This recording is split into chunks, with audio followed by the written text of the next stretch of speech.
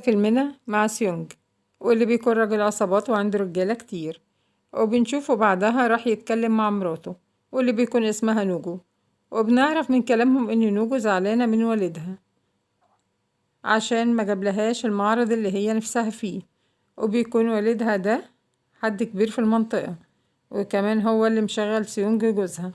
وبيروح بعدها سيونج لمكان شغله، وبنشوفه كان بيتصل بحد من رجالته، وكان بيقوله انه هو عايز يستثمر في شركة معينة بنسبة 30%، وساعتها بيجيله حد من رجالته وبيقوله ان هما معرفوش ياخدوا الارض بسبب ان حد ليه ورشة فيها ومش عاوز يسيب لهم المحل بتاعه. وبيكون سيونج متعصب من كلامه، يرجع ينده على المساعد بتاعه وبيقوله يروح ياخد الأرض بالعافية. وبنشوف بعدها المساعد بتاعه وصل هو والعصابة عند صاحب الورشة، وبيخلوه يمضي على بيع الورشة بالعافية. وبالليل بنشوف سيونج قاعد بيتعشى في المطعم، وبيدخل عليه راجل مش عاجبه وقرر انه يمشي، وبيروح عشان يدفع الحساب بيلاقي طالب كان بيتغدى بس ما عندوش فلوس، وساعتها سيونج بيدفع للموظف الفلوس اللي كانت على الطالب. وبيكون بعدها في الطريق بس بتعطله عربية زبالة، وينزل يولع سيجارة في نفس الوقت. وبنشوف فوق المبنى الطالب اللي كان في المطعم وكان عايز يجيب شوز متعلق لكنه ما بيعرفش، وبيقع على سيونج اللي كان واقف تحت المبنى وهو في المستشفى. ولما بيفوق بيلاقي الممرضة كانت بتندهليه باسم تشوي، وبيكون سيونج مستغرب منها فبيمشي، وساعتها بيشوف جسمه كان في غيبوبة وبيستغرب أكتر وبيكون مش فاهم ايه اللي بيحصل. وبنشوف راجل جه عنده وكان فرحان أكتر عشان هو بخير. الراجل ده هو صاحب الورشة اللي شفناه في بداية الفيلم وبيكون اسمه كيم. وبيروح بعدها سيونج باصص في المراية وبيعرف ان روحه اتنقلت لجسم تشوي. وبنشوف كيم أخد سيونج عند الدكتورة وكان فاكر انه هو ابنه، وساعتها بيعرف من الدكتورة ان ابنه فاقد الذاكرة، عشان كده هو بيتصرف تصرفات غريبة. وبعد لحظات بيكون سيونج قاعد وبيفتكر ان هو شاف الشكل ده في المطعم، واما بيروح للمطعم عشان يتأكد بيلاقيه مقفول.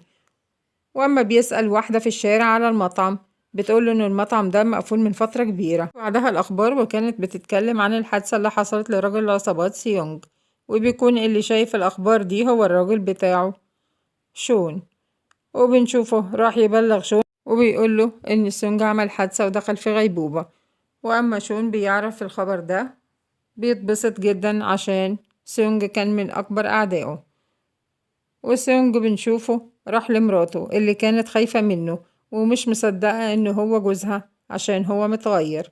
وبنشوفها راحت تبلغ البوليس وبتاخد كمان السيف عشان ما يقربش منها. وساعتها البوليس وصل وبيتقبض على سيونج بتهمة الاعتداء على بيوت الناس. وبيروح بعدها سيونج لجسمه اللي في الغيبوبة وبيحاول يرجع روحه لجسمه.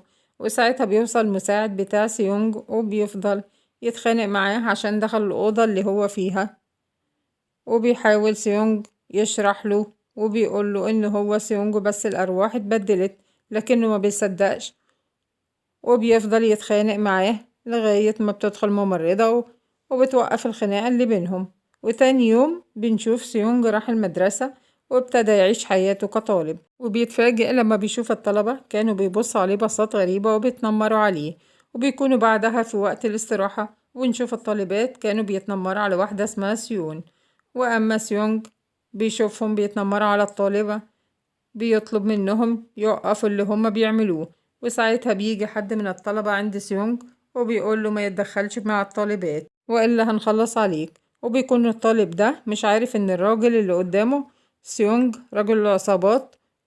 وبيخلص بعدها اليوم الدراسي وبنشوف سيونج راح للطالب اللي قال انه هيضربه وبيقوله ما يتدخلش في حياته وبيضربه. في الوقت ده بيوصل حد من الطلبة واللي بنعرف ان هو شاف زعيم المدرسة وهو بيتضرب من سيونج.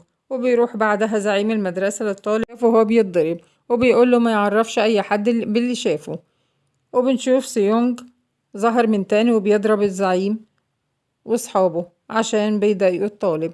ساعتها سيونج بيشوف الموبايل بتاع الزعيم وقع على الأرض فبياخده معاه وبيروح بعدها للبيت وأما بيشوف الموبايل بتاع الزعيم بيعرف إن الطلبة هما اللي كانوا بيتنمروا على الطالب وخلوه يجيب الشوز المتعلق. وبيعرف كمان إن الطالبة سيون كانت بتحاول توقفه بس الطلبة مسكوها. وتاني يوم بنشوف سيونج راح للطالب اللي كان السبب في الحادثة اللي حصلت له وبيقول له إن هو هيخلص عليه لو شافه مرة تانية. وبالليل بنشوف مرات سيونج وكانت ماشية مع الراجل بتاع جوزها واللي بنعرف ساعتها إنها بتخونه بعد ما عرفت إن هو في غيبوبة. وبنشوف شون ظهر وبيقول لمرات سيونج إن هو هيروح يقول لوالدها إنها بتخون جوزها لو ما ساعدتوش في اللي هو عايزه. وبنعرف إن شون عايز منها إنها تساعده في إنها تسرق من والدها 3 مليون دولار وتقول إن سيونج جوزها هو اللي اختلس الفلوس. وبنشوف بعدها سيونج راح المستشفى وبتلاقي هناك المساعد بتاعه كان قاعد منتظره لما يفوق من الغيبوبة. وبيقعد سيونج يشرح له اللي حصل وبيقول له إن روحه اتبدلت مع الطالب في يوم الحادثة. وبيكون المساعد مش مصدق إن الطالب هو اللي قدامه لكنه بعد كده بيقتنع. وتاني يوم سيونج قابل المساعد بتاعه وعرف منه إن رئيسه بيتهمه بسرقة 3 مليون دولار. وبعدها المساعد بيروح للرئيس وبيضرب حراسه لأنهم بيمنعوه من الدخول. فبيدخل للرئيس ويديه رسالة سيونج عشان يثبت براءته. وبعدها سيونج بيتمشى وبيقابل بنت بتديه هدية وبتمشي وبتشوفه وبتقوله إنها بتحبه. فبيقول لها سيون إنه ما ينفعش وبيسيبها وبيمشي. وبعدها سيون بتحكي لوالدتها إنها اعترفت لسيونج بحبها فمامتها بتزعق لها. وتاني يوم قابلت منسون سيونج في المدرسة وقالت له يبعد عنها وعن بنتها. وبتسمعهم سيون لكن مش فاهمة حاجة. يقول سيونج إنه بيحب مامتها. وفي الوقت ده شون بيروح المستشفى عشان يقتل الطالب اللي هو فاكره سيونج ولكنه فجأة بيفوق ويغمى على شون من الرعب. وبعدها بيروح لكيم ولكن كيم بيكون خايف منه عشان مش عارف اللي بيحصل. وبعدها بيروح سيونج بيقعدوا مع بعض وبيشرحوا لسيونج اللي حصل معاهم. فشون بيكلم مرات سيونج وبيقول لها انه معرفش يخلص عليه. وبيعرف المساعد ان سيونج خرج وعرفوا مكانه. وبعدها سيونج اخد الطالب اللي جواه روحه عشان يعتزل منسون. وبيظهر شون ورجالته وكانوا عايزين يخلصوا على سيونج يتفاجئوا عشان بيلاقوه بيعيط في روح سيونج بتقاتل رجالته. ولكن شون بيخبطوا على دماغه وحط السكين على رقبته. يجيب منسون أنبوبة الغاز وبتهددهم بتفجير المكان فبيخافوا وبيمشوا. وبعدها بتتكلم مع سيونج وبتسامحه. وبعدها سيونج ورى رسالة سيونج لبنته وقال لها إنها خاينة. والسيونج في الوقت ده بيكون عند بيت الزعيم وبيطلب من الطالب يدخل عند الزعيم عشان يثبت براءته. فبيحط الطالب سماعة في ودنه وبيدخل عند الزعيم فبيقوله إنه عرف إن بنته الخاينة وعشان كده هيديله كل أملاكه ويعتبر الوريث الشرعي ليه. فبتفصل السماعة فجأة وبيتكلم الطالب من دماغه وبيقول إنه مش عايز حاجة من فلوسه. فبنت الزعيم بتقول إنها عملت كده علشان عرفت إنه متجوز وعنده بنت. فبيروح يسلم على سيونج اللي كان مبسوط من كلامه. ووقتها بتظهر مراته وهي عايزة تخبطه فبيبعد سيونج جسمه وبياخد هو الخبطة. فبيعترف لبنته بكل حاجة وفجأة بيغمى عليه وبتتبدل الأرواح لأماكنها. وبعد مرور 6 شهور بيروح الطالب المدرسة وبيتفاجأ إن بقوا بيحترموه وهو وسيون بيحبوا بعض. وأما سيونج ساب العصابة واشتغل هو وكيم في مطعم مع مراته.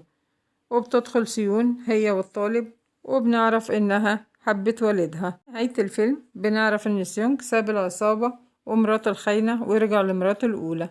وبكده يكون خلص الفيلم. وما تنسوش تعملوا لايك وشير للفيديو وتشتركوا في القناة وتفعلوا زر الجرس واستنونا في فيلم جديد.